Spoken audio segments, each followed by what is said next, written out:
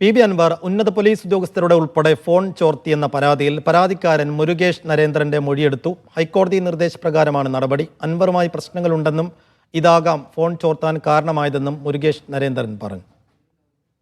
യൂനുസ് അഹമ്മദ് വീണ്ടും. യൂനുസ്, എപ്പോഴായിരുന്നു മൊഴിയെടുപ്പ്? എന്താണ് പരാതിക്കാരൻ പറയുന്നത്? ഈ കേസ് അന്വേഷണം എങ്ങനെയാണ് പുരോഗമിക്കുന്നത്?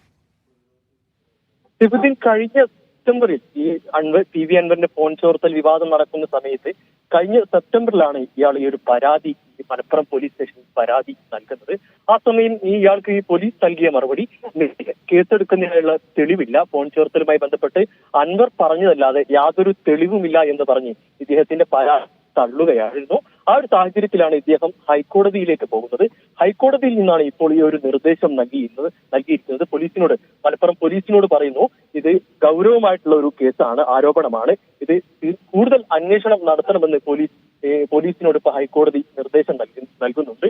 അതോടൊപ്പം ഈ ഹൈക്കോടതിയോടും ഡിവൈഎസ്പി, മലപ്പുറം ഡിവൈഎസ്പി അടക്കമുള്ള പോലീസ് ഈ FIR ഇടാനുള്ള തെളിവില്ല എന്ന് റിപ്പോർട്ട് സമർപ്പിച്ചെങ്കിലും അത് ഹൈക്കോടതി നിരസിക്കുകയായിരുന്നു. ഗൗരവമായിട്ടുള്ള ഒരു ആരോപണമാണ്, അതിൽ കൂടുതൽ അന്വേഷിച്ച് കൂടുതൽ കാര്യങ്ങൾ വ്യക്തമാക്കണമെന്ന് ഇപ്പോൾ പോലീസിനോട് പറയുന്നുണ്ട്. അതോടൊപ്പം ഈ പരാതിക്കാരൻ പറയുന്നു, ഉന്നത വ്യക്തികളുടെ ഫോൺ അൻവർ ചോർത്തിയിട്ടുണ്ട്. ആ ഒരു സാഹചര്യത്തിൽ തന്നോടും അൻവറിന് പ്രശ്നമുണ്ട്. ആ ഒരു സാഹചര്യത്തിലാണ് തന്റെ ഫോണും ചോർത്തിയിട്ടുണ്ടാകാമെന്നൊരു നിഗമനത്തിലാണ് ഇദ്ദേഹം പറയുന്നത്.